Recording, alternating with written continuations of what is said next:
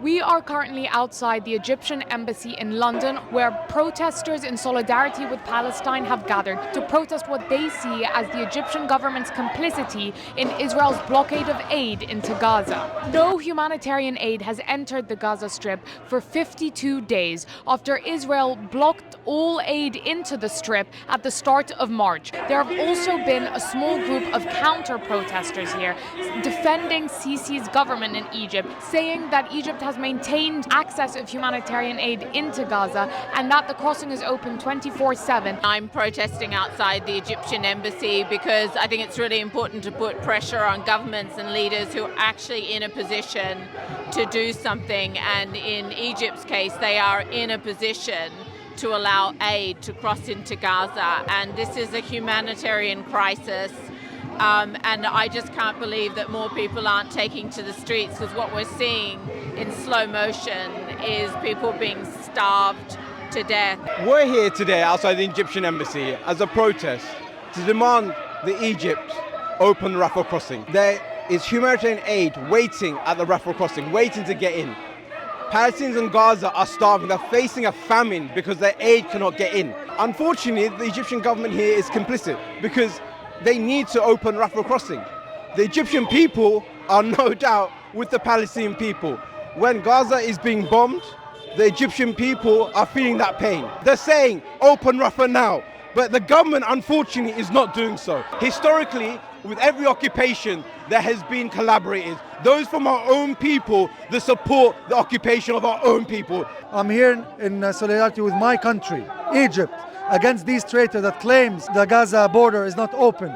It is open, and you could have seen that when Macron visited Egypt a few days ago, when our president, the hero, went with Macron to Gaza, to Rafah, and they spoke with Palestinians. I don't know the recent news what they are, but what I know is the Strip is open. You have the power to open that border. Israel telling you not to open it, you have the power.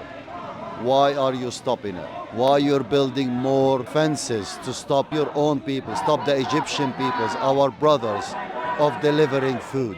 We know the Egyptian people, they are our brothers and sisters, and they want to help us. Unfortunately, the Sisi and the King of Jordan and all these leaders in the Arab world are not lifting a finger to stop this Holocaust. Egypt has done more for the Gazans and even the Israeli citizens that died on October 7th than any other country around the world, even the Israelis. There is a huge line going for miles of Egyptian aid and other countries' aid waiting to get in. Somebody has to let them in on the other side.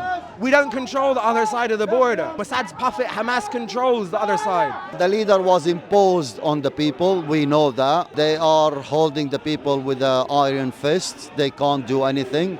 We've seen the people trying to send things to us. We've seen the market guy who threw an orange to send as much as he can to the Gaza people. So we know the Egyptian. They're our brothers. We know what they want to do. But the government is stopping that because the US is applying so much pressure because Egypt owes the World Bank, the IMF that are pressuring them. They owe them billions of pounds. So they know they can't do anything. Rafah open 24 hours, 24/7. We know the reality. These people that doesn't know the reality. The reality is only Egypt behind Gaza. The head of Egypt, Sisi, has close ties to Israel and the US, who obviously are not supporting the Palestinians.